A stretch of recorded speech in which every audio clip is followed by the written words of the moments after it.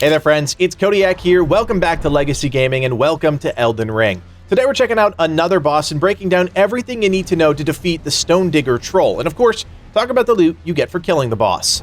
The Stonedigger Trolls are massive, full stop, and there are two of them. Big meaty monsters with big massive clubs makes for a challenging enemy, but as with everything, speed is the Stonedigger Troll's biggest weakness. While its attacks hurt and can easily 2 or 3 shot you, once you get the dodge timing down, there is so much time to land in some damage of your own. As you'd expect, the moveset isn't exactly robust, but there are a few surprises thrown in there to keep players guessing, so let's break it all down.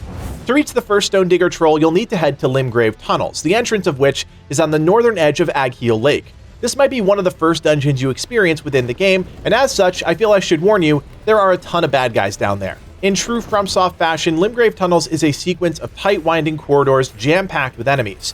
To reach the Stonedigger Troll, you'll want to enter the tunnels, take the lift down until it reaches the stopping point. Move through until you reach an open room, drop down and head towards the right side and a second lift. You might have to call it back up, which you can do using the lever. Hop onto the lift, turn back towards the way you came, and be prepared to jump. Halfway down, pop off the lift and move through the tunnel. Take the left fork and keep moving to get another lift. Activate it and head down until you reach the bottom. There, in front of you, is a massive gate and your enemy for today. Stonedigger Troll uses its massive size and that big old club to great effect throughout the fight. The first thing you'll have to contend with is a stomp attack.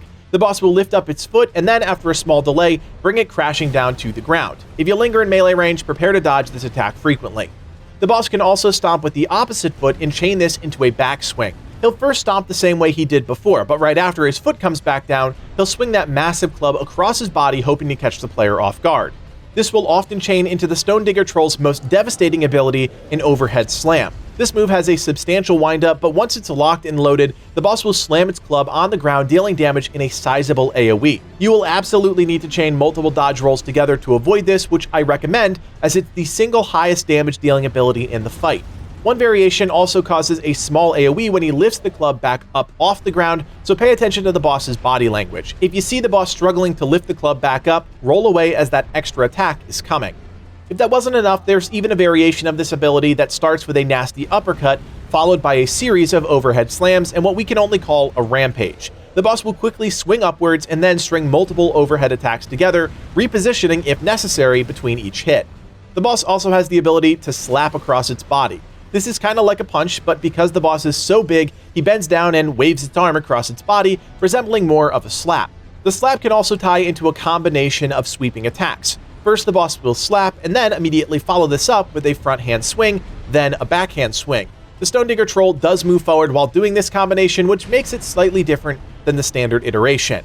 This could also coincide with a running overhead slam. The boss will use that momentum and continue to rush forward, eventually slamming down his club onto the ground. This fight really lends itself to ranged combat, so if you're a magic user, you're finally in luck. Because of the boss's lack of mobility, it's much easier to deal damage to it from afar. Sadly, that's just not how we approach these fights since Livid is a melee user, but don't worry, going toe-to-toe with a giant is doable as well. The main thing you need to be aware of is that massive overhead attack. The attack is just nasty, and the AoE is pretty large, so if you think you're out of range, I'd recommend backing up even further, as the range can be a bit surprising.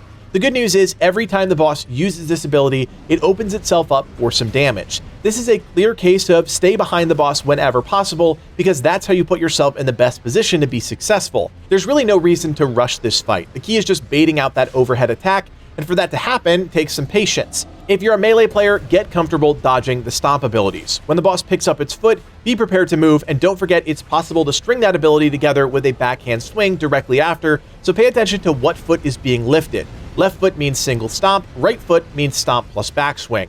You'll also have to think carefully about your positioning in this fight. As we talked about in our Rune Bear video, you're in a cave, and you'll have to be cognizant of your camera positioning the entire time, which can be a real challenge. Stay away from the outer walls whenever possible. With some giant-sized patience, some chain dodging, and the perfect opportunity to strike, the first of 2 Stonedigger Trolls will fall, and its loot will be yours. For defeating the Stonedigger Troll, you'll receive the Roar Medallion. This improves the damage of roar and breath attacks when equipped. If you've watched our video on the Flying Dragon Agheel, you might already know, but you can turn in Dragon Hearts for abilities that will be directly enhanced by this talisman. Hopefully now you have a better understanding of how to defeat the first of 2 Stonedigger Trolls. As always, our goal here at Legacy Gaming is to bring you guides that get straight to the point so you can get back to the action, and if you appreciate that, we'd appreciate your support. Hit that thumbs up and consider subscribing for more Elden Ring boss guides and more in your feeds. Of course, if you still have questions, you can join us on Discord. Our community just passed 20,000 members, and with a small section dedicated just for Elden Ring, there's always someone around to help out and answer questions. Check out the link below to join today. Finally, if you like everything we're doing here on the channel and you want to support us even more, you can do so by becoming a member. For just a couple bucks, you're helping Livid and I achieve our dreams of becoming full-time content creators. Check out the join button below to learn more. My name is Codiak, and from everyone here at Legacy Gaming, thanks for watching, and play on.